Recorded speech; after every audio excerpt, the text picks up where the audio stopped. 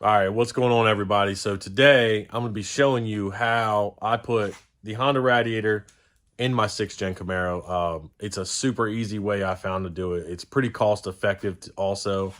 And I'm going to go over all the parts lists and everything like that. I'm going to put it in the description below. So that way, if you guys want to do it yourself, you have all the links and everything like that. So I've been getting a lot of questions about this. So let's go ahead and get into it. Here we go.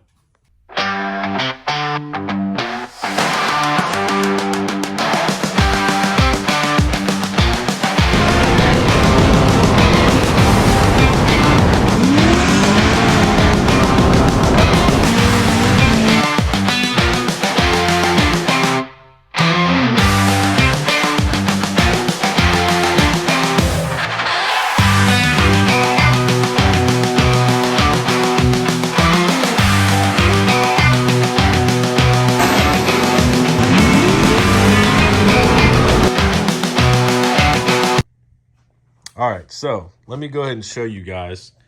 Basically, let's walk around here and show you. So there's your bottom bracket. There's your radiator, my lines, the tank that I used. You can use whichever one you want. You can mount it wherever you want. This was just I don't know if we're going to keep it here. We're probably going to redo all the lines and everything, but it's pretty simple. Definitely simple, definitely lighter than the stock one. It saves you, just because I know people are going to ask. So it saves you about 20 pounds, maybe 22, 23 once you factor in like less coolant and that kind of stuff. So, we'll just say about 20 pounds. But that's a lot off the nose of the car if you guys are serious into racing. Now, as far as street ability, I don't know yet. I've been told in hot weather, I could run into issues, but I don't really street drive the car, so I'm not really concerned about that. But anybody looking to street drive with this Radiator, you might run into problems. I don't know yet. I personally don't know. But, if you're willing to risk it, I don't drive the car on the street, so it doesn't matter to me. It goes a quarter mile. That's basically it for me. So there's that part. Now, as far as the parts I used, the Radiator itself, everything came from Amazon, by the way. Ordered everything off Amazon. It was pretty cheap. The Radiator itself, I'll go ahead and put it up on the screen. And I'll put all the parts down in the description below. So the Radiator was under 200 bucks, super cheap. Comes with everything you need. And then as far as after that, it asked me the bracket. So it comes with this little bracket kit that I bought for, I can't remember the price, but it's pretty cheap. So that's what I used here to hold the top. So basically, like if I take this out, I can just pull the Radiator straight up. And then as far as the bottom, I use this like 1 inch by 1 inch aluminum, super light. And that's what I ran. So your stock Radiator drops down. You can see the rubber bushings still that are in there. So the stock one just kind of drops down in each side. It's like 2 pins on each side. Keep the rubber bushings. And then what you're going to do is put a big washer on the bottom of each side and stick a bolt through and cut that aluminum piece to fit. Drill 2 holes. That's your bottom bracket. Now, as far as the Radiator itself, it has 2 prongs at the bottom of it, basically like this, and it sits down. So you're going to take, imagine this is your bottom bracket, right? So your Radiator has 2 prongs that it's going to sit down into. So it comes with these little rubber things. What I did was I cut them in half, basically. So this is what it looks like. It's 2-sided. Cut it in half. Drill 2 holes. They're going to be pretty decent sized holes. They're going to be as big as this.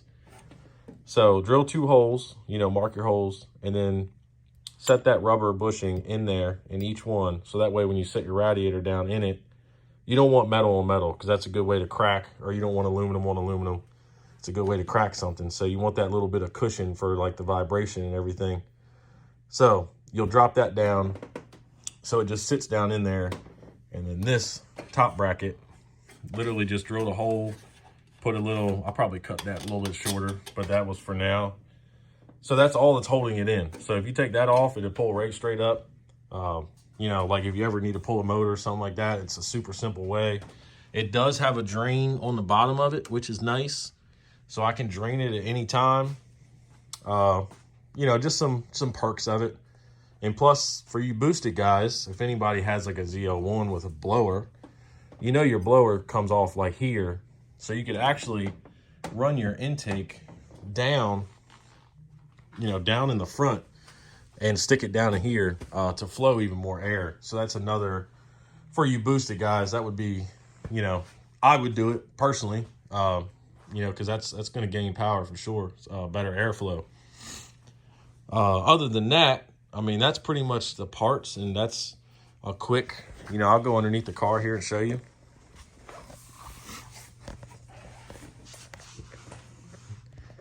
So you can see the washer and everything. And you can see the two, you know, there's the two holes I drilled and the little rubber pieces in between.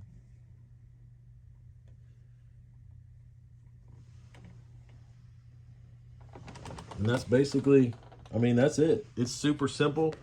I had a lot of people tell me that, you know, you had to make all these crazy brackets, and I just, you know, after looking at it, I just didn't think you had to do that. But, and then at any point you can switch back to your stock one, you know, because you're not modifying anything. You still have your stock mounting brackets, and, you know, so that's basically it. And you can still run your stock catch can or reservoir over there if you wanted to, or you can go to an aftermarket one, pretty much anything you want. But as far as the hoses that I did, you know, everybody has their own opinion. You can do what you want. As far as the electric one, basically what I did was took 90-degree elbows from, and I'll put them in the description below and everything. Came off Amazon, really nice pieces. They were super long, and I cut them, and basically where they meet, I stuck a metal tube in there, basically like this. So I took this, and like you cut like a little, you know, you cut a little piece of it to fit from here to here, and then you clamp it. That way, you know, you won't have any leaks or anything. But when you do cut it, you know, it's gonna look like this. So you need to take sandpaper, and you need to clean up all the edges. So that way, you know, you don't want any debris in your water pump and stuff.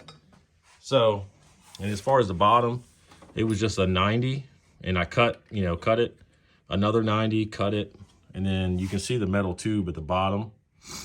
Did that to another 90 down there that goes into the bottom of the radiator. So if you had your stock radiator, all right, everybody, that's going to kind of do it for the radiator video for now. I didn't want to keep dragging it on, talking, but that's pretty much, that's everything you need to know for the radiator. If you guys have any questions, drop it in the comments below. I'll try to answer it. And, you know, or if you want to see something else on the car or a different video, you know, drop it in the comments below. I'll try to make a video for it. You know, I'm getting into this. A lot of people are asking questions on how I did stuff, what I did, you know, stuff like that. So I want to answer these questions for everybody.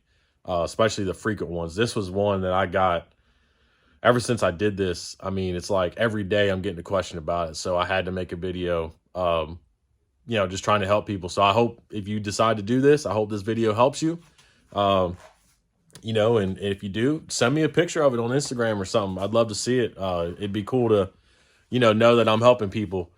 But that's what these videos are all about. So like, comment, subscribe. And if you guys want to see anything else, drop in the comments. Let me know. I'd be happy to do more videos on stuff. A lot of the stuff I've already done, so I would just be kind of like a walkthrough.